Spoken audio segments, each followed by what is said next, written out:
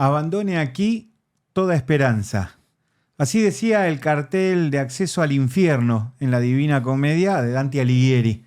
Básicamente era el punto de partida de una historia que parece encaja a la perfección para nosotros los argentinos, porque después de observar lo que ha sucedido, particularmente con el debate de la ley ómnibus, da la sensación que hemos abandonado toda esperanza de tener por lo menos una dirigencia política que asuma con responsabilidad los hechos, porque de un lado la oposición ha hecho todo lo posible por mostrarse lo menos coherente posible, pero del otro lado también el oficialismo ha hecho lo suyo en este debate para que nada se resuelva como debía.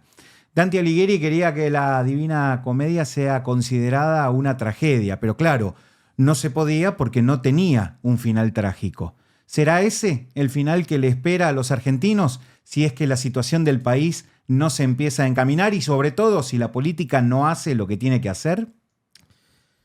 Arrancamos con una ley ómnibus. A los pocos días esta ley ómnibus se transformó en un minibús. De minibús pasó a un sedán 5 puertas y terminamos analizando un fitito. El debate del Congreso sobre una ley histórica y fundacional ¿fue una estrategia maestra o realmente un grupo de improvisados la llevaron adelante? ¿Puede ser que tengamos de responsable de una Cámara a un apellido ilustre que ni siquiera sepa contar? El nivel de improvisación que se vio en el Parlamento en esta semana no tiene antecedentes ni registros históricos. Un presidente que le tuvieron que avisar desde el otro lado de que estaba perdiendo absolutamente todo y una jugada supuestamente maestra de un ministro del Interior que le tuvo que explicar al aire un periodista cuál era el efecto de retirar de tratamiento esta ley de bases. Situación complicada la de la Argentina. Muy tensa. Nadie puede negar las emergencias que nos encontramos. Tampoco vamos a negar las causas, ¿no? O sea, sabemos de que esto no se originó en estos primeros 50 días de gobierno. Ahora bien, las medidas que se están tomando, ¿van hacia una nueva Argentina o están profundizando una crisis y nos están llevando a un callejón sin salida? La verdad que no lo podemos saber. Por lo menos yo interpreto eso, Paulino, porque no le han dado tiempo a Javier Milei para gobernar, ¿no? La verdad que hay veces que lo decía en la introducción. Nos hemos encontrado de un lado con una postura hasta bastante incoherente por parte de muchos, pero del otro lado también una bravuconada por parte del gobierno que nos ha traído a esta situación. Lo voy a graficar. Me da la sensación que el pirómano le está explicando o le quiere explicar al bombero cómo apagar el incendio. El problema es que el bombero llegó con los bidones de nafta. Entonces difícilmente las cosas salgan bien en ese contexto, ¿no? Y cuando la situación se tensa, ¿era la solución tirar una granada en el Congreso? No, indudablemente que no. Pero también entiendo que Javier Milei no hace política, porque él mismo lo admite, se jacta de eso, no es político. Entonces tenemos que empezar a mirar esta realidad con ojos diferentes. Porque nosotros intentamos observar lo que pasa desde el punto de vista de la política, de lo que haríamos nosotros si ejerciéramos política, de lo que deberían hacer quienes están en ese lugar, y claramente Javier Milei aplica para esto una herramienta que nada tiene que ver con la política.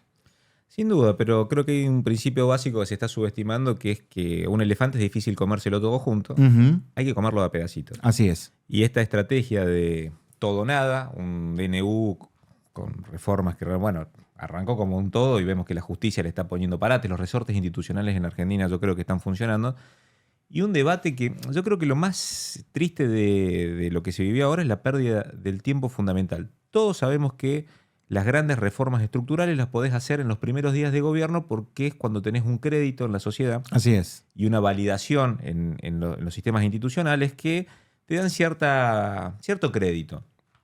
50 días de trabajo muy arduo. Entendamos que la ley arrancó con 600 artículos, se bajó a 300, se sacaron capítulos completos como el fiscal.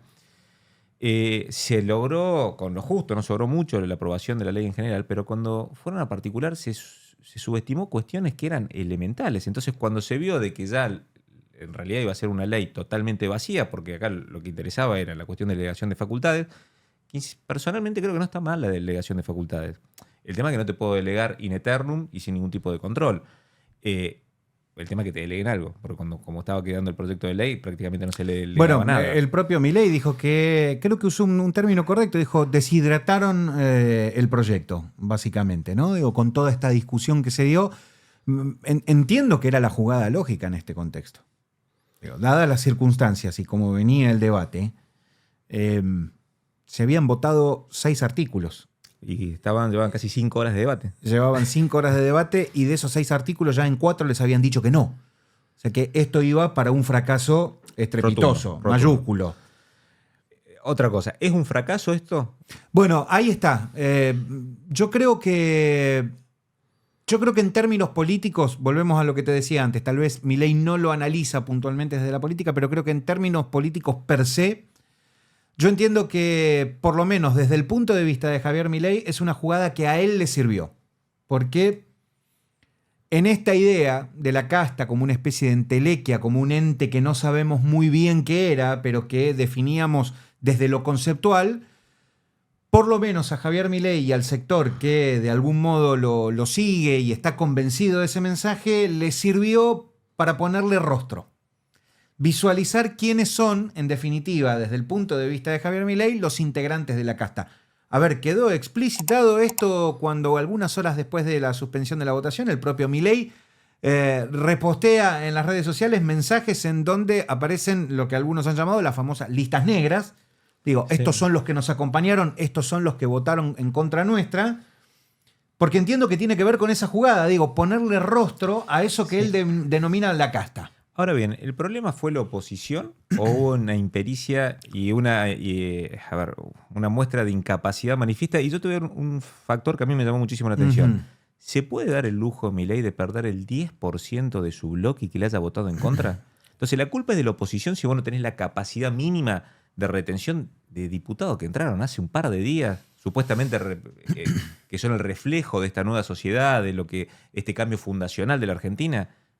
O sea, no se tiene que hacer una retrospectiva. Por supuesto. Hacia yo creo que ahí se equilibra la balanza. Digo, hay una responsabilidad muy grande de una oposición que parece haberse olvidado que, como vos decías al principio, la mayoría de lo que nos está pasando se gestó durante el gobierno anterior. Digo, del que Alberto Fernández, Cristina Fernández de Kirchner y Sergio Massa son absolutos responsables. Sí. Digo, basta un dato que grafica esta situación y el otro día lo estaba chequeando. En 2 años de gestión de Sergio Massa como ministro de Economía de la Nación, se generaron 2.380.000 pobres. Creo que eso es inapelable. Sí. Digo, es inapelable. Digo, ahí vos tenés una cuestión. Que atañe, discúlpame, Paulino, particularmente al rol de la oposición. Por eso te digo, no ha habido mucha coherencia de parte de la oposición. Y me parece que del otro lado lo que ha habido es una inexperiencia y una subestimación alarmantes de la situación, ¿no? Y también, lamentablemente, la odiosa comparación de cuál es menos peor, porque la gran crítica fue la inflación, pero una inflación del gobierno anterior era mala, una inflación del 20% como tenemos ahora, no, ahora es buena. Pero explícame por qué los combustibles suben por encima de la inflación. O sea, hay cuestiones que se entienden y cuestiones que cuesta mucho justificarlos desde lo técnico, desde lo económico y no logro vislumbrar un plan de gobierno. Sin ir más lejos, la cuestión de las tarifas. Digo, estamos hablando de gas, energía eléctrica. Y además y todavía no las vimos esas, ¿eh? No, y otra cuestión que a mí me preocupa mucho. ¿Cuál es la primera reacción política del presidente ante el fracaso de la ley ómnibus? Me la agarro con los ómnibus, con los colectivos que mueven gente. O sea, el efecto que va a traer en la sociedad esta medida como de vengativa de automáticamente ajustar sobre los sectores más vulnerables pensando de que va a perjudicar a los gobernadores, me parece que es una pulseada de ver quién tiene más oxígeno y más espalda. Yo no sé quién tiene más espalda, sinceramente. Porque históricamente Nación era el fuerte que podía presionar a las provincias. Hoy en día, con el esquema de los gobernadores que saben que están en una situación extrema, me parece que lo está llevando a un punto, ¿sí?, que si se logran armar bloques por acá... Bueno, ahí está la clave. Ahí está la clave. Digo, unió lo que nunca se hubieran unido. Ahí quería llegar yo. Javier Milei ha logrado que los gobernadores unifiquen posturas más allá de sus propias diferencias particulares, personales y políticas. Tenés por un lado los gobernadores del radicalismo, por otro lado los gobernadores de... Peronismo. Sí, no, yo iba a ir a otro sector que es particularmente, no sé cómo definirlo, lo que era Juntos por el Cambio, el PRO, digo, los que quedaron ahí dando vueltas. Y después tenés otro sector que está conformado por los peronistas, pero a su vez tiene una subdivisión que son los patagónicos, que también tienen su peso propio, ¿no? Están pisando fuerte. Ahí, digo, hay que ponerle mucha atención, particularmente hay dos figuras de todo ese sector que a mí me llaman mucho la atención por la repercusión que van a tener a nivel nacional. Ignacio Torres de Totalmente de Chubut acuerdo. y Rolando Figueroa de Neuquén. Me parece que son los dos gobernadores Y te lo sumo a Vidal, Y lo sumaría a Vidal de Santa Cruz, que... Lo que pasa es que Vidal no se integró. Forma parte de la Patagonia, Sí. pero no está integrado. Vos fíjate que no fue a Villa Langostura, no se ha mostrado, no ha firmado los documentos en conjunto. Digo, Pero a ver, hay una renovación en la por política. supuesto, por supuesto. Cuestiones que a nivel patagónico eran impensado que podía haber un cambio de gobierno. Y hay una nueva impronta que creo que con un espíritu de supervivencia en común, que va a generar una situación de equilibrios de fuerza bastante interesante. Y, a ver, trato de sacar lo positivo de esto. Sí. Las instituciones en Argentina funcionan. A pesar del descalabro político que tenemos, que nunca terminamos de tocar fondo, Argentina sigue funcionando. ¿Sí? Las instituciones funcionan, la justicia está funcionando, el Parlamento marca un equilibrio. Fíjate cómo hemos migrado a un sistema fuertemente presidencialista y ahora estamos casi en un modelo europeo parlamentario. Sí. El Sí, tema falta que el Parlamento se ponga de acuerdo y define el gabinete, ¿no? Digo, falta eso. Bueno, ahí hay buen punto. ¿Cuál es la salida de esto? Por eso creo que acá hay dos corrientes. Por un lado, o sea, una oposición que el peronismo olfateó sangre. El peronismo tiene vocación de poder, no le esquiva las crisis y cuando ve un presidente que empieza a cometer errores, el presidente dice que le pone palos en la rueda. Yo creo que no están haciendo absolutamente nada porque ven que hay muchos errores no forzados que mientras él se equivoque ellos no tienen que hacer nada para que él siga demostrando impericia. De hecho, yo no puedo entender cómo el ministro del Interior... Guillermo Franco, que fue un papelón cuando al aire le tuvieron que explicar qué pasaba de que la ley, todo el esfuerzo que volvía a foja cero. O sea, son cuestiones que para mí son insostenibles. Te mencionaba ¿sí? antes, ¿no? Digo, esta mezcla de impericia con inexperiencia. El costo de este fracaso lo tienen que asumir. O por otro lado, un tema que no lo vamos a descubrir nosotros, pero que hay un fuerte avance de Mauricio Macri, ¿sí? Que ya suena fuerte como canciller. Lo que pasa es que me parece muy rápido, en 50 días. Bueno, vemos que ya gran parte del gabinete responde directamente a Mauricio Macri, pero se habla de que él iría como canciller y ocuparían los cargos de responsabilidad importantes, porque, a ver, el jefe de gabinete brilla por su ausencia, no sale a ningún lado. Yo no le conozco la voz a Nicolás Pose. ¿Cómo no vas a ir a defender tu proyecto del Congreso? Y por otro lado, el ministro del Interior, que después de este papelón no sé cómo sigue, estarían ocupando esos cargos de responsabilidad y sería, bueno, algo así de lo que pasó con Massa con Alberto. Bueno, sí. Estas son las dos corrientes que se ven. Es que el problema, Paulino, es que esa historia ya la vimos entonces. Ya la conocemos, pero... Ya sabemos cómo termina. A ver, Javier Milei es una persona que llegó con un discurso disruptivo, que la gente compró su discurso, pero necesita gente para ejecutarlo. De hecho, lo puso a Caputo en el Ministerio de Economía cuando fue muy crítico porque, bueno, reconoció que era una persona con capacidad.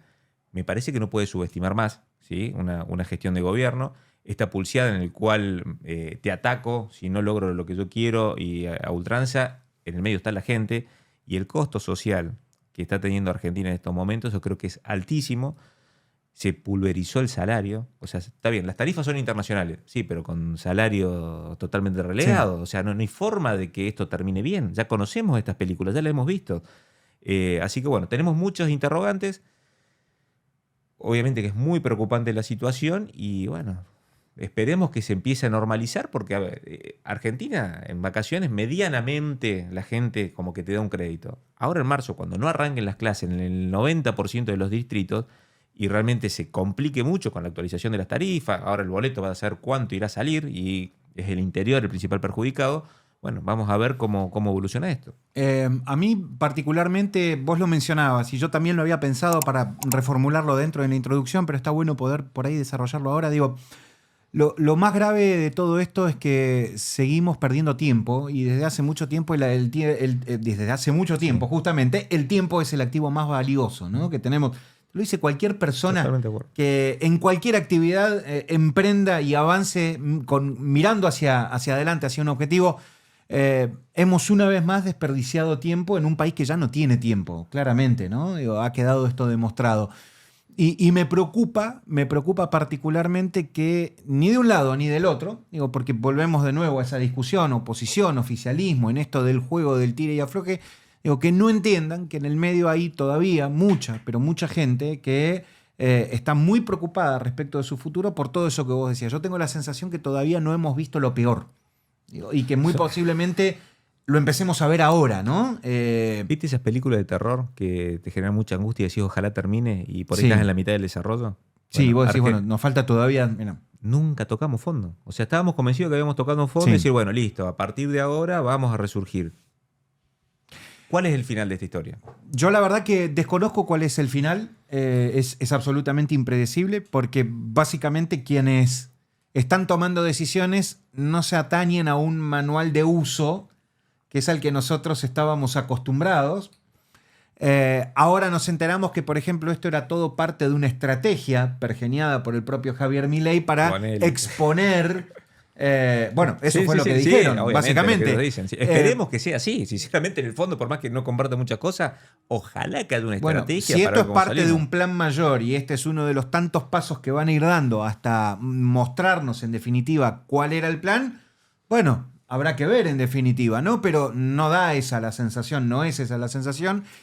Y a mí me asusta mucho, particularmente porque hablábamos de esto, Paulino, la gente va a empezar a ver el impacto de todas estas medidas en los próximos meses, pero particularmente de las que aún no se tomaron, que esas son, creo yo, las que están en discusión, son las más graves y las que todos identificamos. Porque hasta ahora da la sensación que no ha habido ninguna acción concreta que vaya A descomprimir la situación de a des- los más ahí vulnerables. está. O sea, Ahí está. eso es lo que realmente a mí me asusta, porque cada vez que hemos tenido una política de shock de devaluaciones, a través de la historia sabíamos que se generaban saltos en los aumentos de la pobreza, pero bueno, después venía una situación de mejora y sobre todo en el poder adquisitivo de la gente. No se vislumbra, se van a seguir pulverizando los ingresos de la gente, la actualización de tarifas todavía no arrancó y cuesta ver, ¿sí?, cuál es el cimiento o la base para que Argentina pueda despegar de un país que es tan inmensamente rico y tan fuerte por la calidad de su gente y los recursos naturales que tenemos, que podemos sobrevivir a pesar de la pésima dirigencia política que hemos tenido y por la que estamos viendo.